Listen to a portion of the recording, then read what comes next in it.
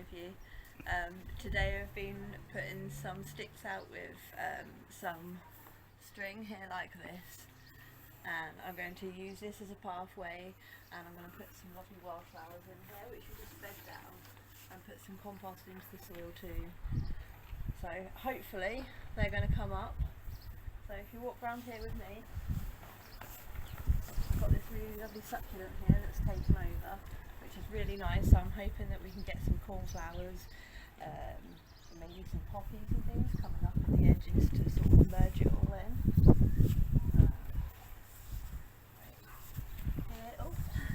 Here we got some lovely sweet williams coming out through the lavender. Right, I've got some really lovely shamrock here.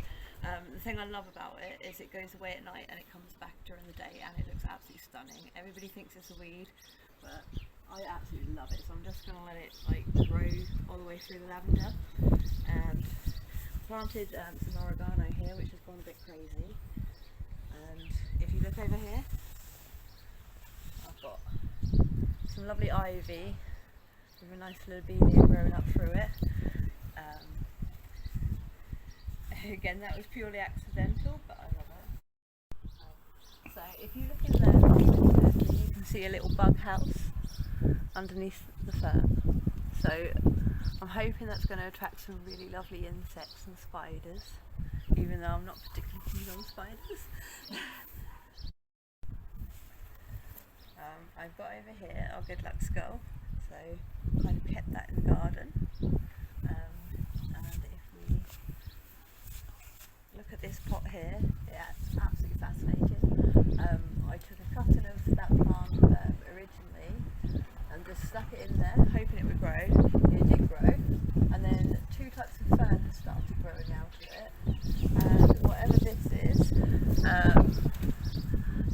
And there's loads of moss as well, so I'm just going to keep that as it is, because if I touch it, it will ruin it, I reckon. And I don't know how that happened. I don't know how the roots are okay together, but it works. Hello, Greenbow.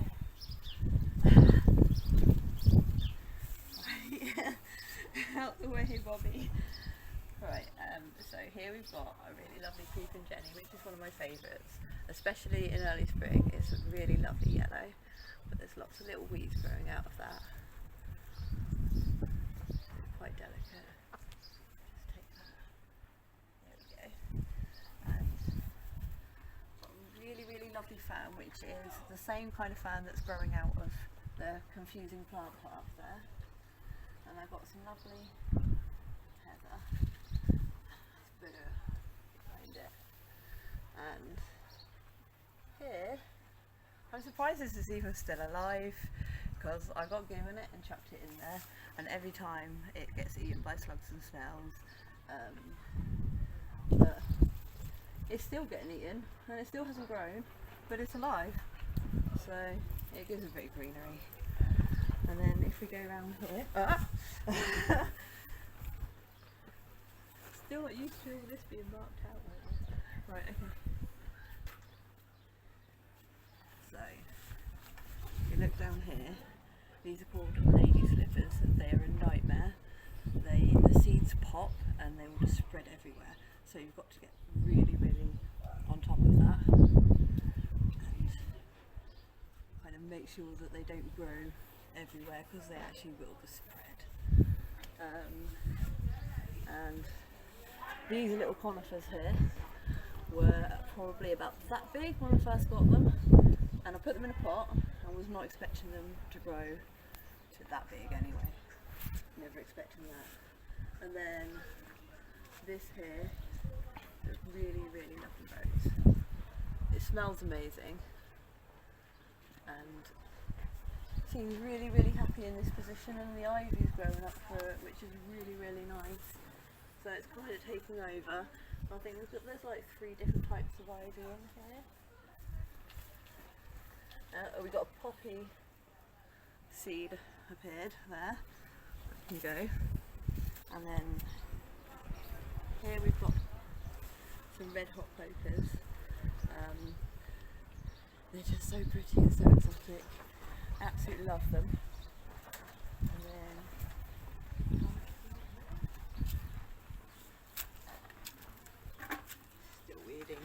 moment. This here is absolutely stunning. This is another new plant this year, and it grows kind of green at the centre and then turns black and has little white flowers all over it. I don't actually know that one's name. Right, just put that there. My azalea is my favourite plant, or one of my favourites. It's part of the rhododendron family, and it just turns bright pink everywhere. The only annoying thing is having to sit here late spring pulling off all of these little heads because they just get all manky. And then, oh, okay. On this fence here, put some campanula. This is a white campanula. It's kind of finished flowering just for now. And then I've got a purple campanula and 2 lobelias. And I kind of went overboard with the lobelias this year because they're all upstairs too. This is one of my favourite grasses. It's so soft and fluffy. And then here we have a different type of lobelia, which is, it grows tall and it has some really, really gorgeous red flowers on it. And then kind of covered this pathway now because it doesn't get used. We're running out of space, so I kind of thought, you know what, absolutely just cover it and make a new pathway, which is obviously what we're doing. I decided to go and get this because I thought it looked really exotic. Again, thought that would go with the theme, matching those. And then lots of grasses, just over these. And here we've got some really, really amazing, oh god, what is it? Clematis. Right, okay. It's kind of winding itself really nicely upstairs there, so that, I think that's going to stay there. And then on the other side of the stairs I started growing some Virginia creeper, which will turn a really lovely shade of red in the autumn.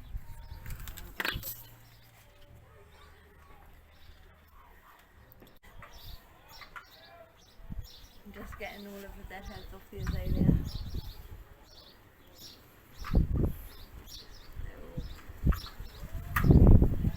Finish with now.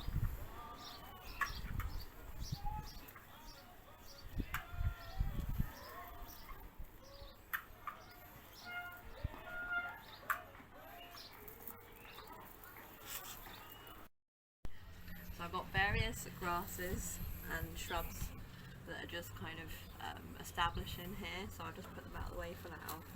I bought this the other day, so I think, I can't remember the exact name, but the common name on the label was banana swirl, but it's quite pretty and it matches the snapdragon over the other side of the garden, so that's nice.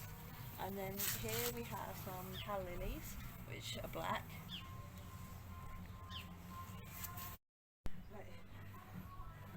Ow! Be careful, this one's really spiky. So here we've got the rhododendron. Again, I bought the azalea to start with, but I decided to plant a rhodie. This is the cordyline. These are fantastic. They start off as really tiny little grasses. I don't think most people realise how big they actually get. And then if you pick these bits here off, eventually you get a bigger trunk and it starts growing, and they can get to like 10 or 11 foot tall, which is nice.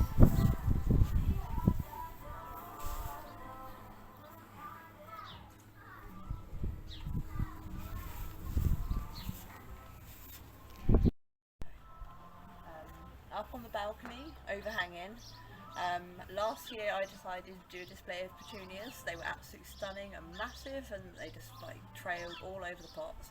Really beautiful. As soon as the wind comes in, they just get trashed. So I decided to stick some leather grasses up there because the wind does not affect them whatsoever. They kind of look quite cute. So, and now I'm going to take you upstairs. So we've got a Virginia creeper growing upstairs here. It's absolutely gorgeous because it turns red in the autumn and it's absolutely magnificent. And then as we come up here, I can't remember quite what this is, but it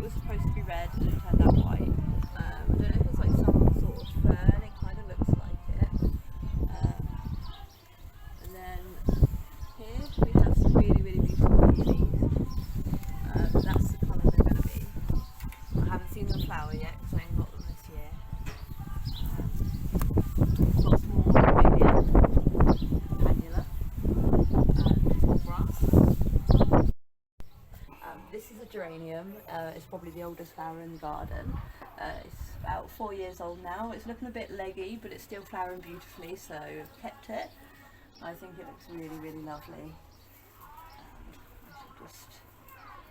But the best thing about this is it flowers all winter because of its location. It's really, really warm up here, so it's happy. So it gives a lot of colour in the living room, which is really nice. I don't know if it's supposed to flower all year round, but I love it. And if we come around here, we have a wallflower, and wallflowers smell so nice. Oh, they really do. Another little tiny lobelia here, and this is a house plant that's just up here for now to get a bit of sun. And this is a willow. When I first got it, it was in a really, really lovely little frame, and it was about that big. I never really expected this to happen. As you can see, it's nearly near the roof. So I'm not quite sure what we're going to do with that, because if I put it in the garden, it's prone to pests and things, and it's more likely to get destroyed down there, so I've kept it up here, but haven't really got space. So we're just going to wing that one. And this is one that I bought this year, which I absolutely love. It kind of got a bit massacred by slugs and snails, so I've kept it up here now to protect it. And this one smells so nice. Its common name is sweet broom. I don't know the Latin name, but it is really, really lovely. And this here is a dahlia that's about to come through. It came through last year with big red flowers, so that's what I'm hoping for this year. I think we're pretty much done.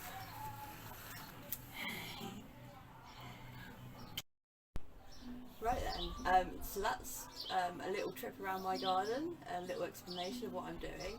I'm going to keep you updated, and hopefully things will be changing throughout the year, so it's never going to look the same. I'm getting new ideas for it all the time. So yeah, thank you. Mwah.